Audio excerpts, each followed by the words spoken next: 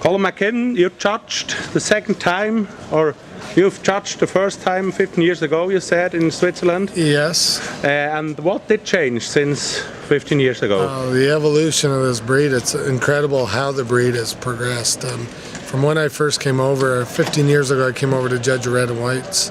And I believe I was the first North American judge to judge red and whites. Unbelievable change in the red and whites. The Holsteins as well. I judged Holsteins a couple of years later, and it's just the enthusiasm, the keenness of the breeders. And what I see here is the young children growing up and taking over the family farms. They're interested. They want to stay in that business, and I think that's what's making it so successful over here. You know that there aren't so many Holstein cows in Switzerland.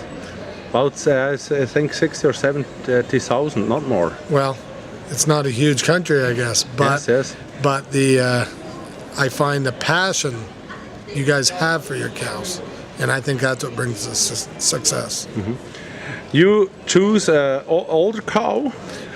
Why? Today I went with the older cow. I felt she was what I call in English, we have an expression, we call it in her wedding clothes. Mm-hmm. She just was right in her bloom today, and that was her day.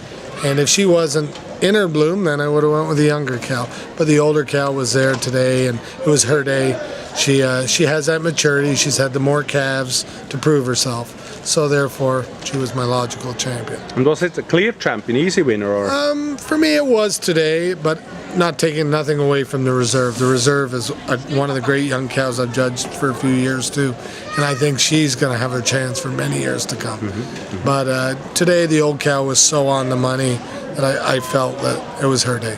And what do you think about Swiss udders? Swiss cows? Incredible. One of the nicest udder classes I've ever judged.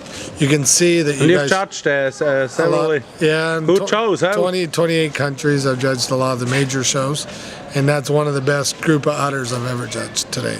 And what has to be improved in Swiss Holstein breeding? I don't think I can really tell you where you need to improve. I think everything is going the right direction. And where is the difference to your own country? Our own country? I think you guys are right there with us. I really do feel that. Your top cows would be our top in our country as well. And I think you guys have brought it up to that level in the past years. And what do you thought about the Brown-Swiss show yesterday? Oh, I was very enjoyed that very much. There was some really good cows, really good heifers.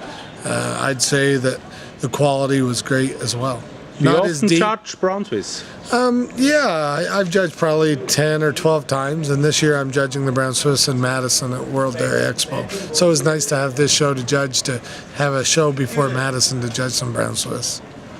And if we compare the show here to Madison, what do you think? Oh, I would say Madison probably is a deeper show, but the winners here would be very competitive at Madison as well.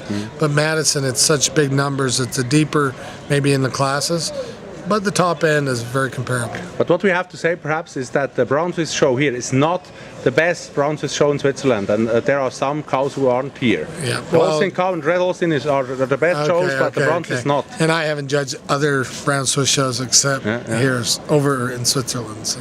And when do you come back to Switzerland? I don't know. I hope they ask me again. I've enjoyed myself and I love to come here, so I always say yes when I get asked to come judge in Switzerland.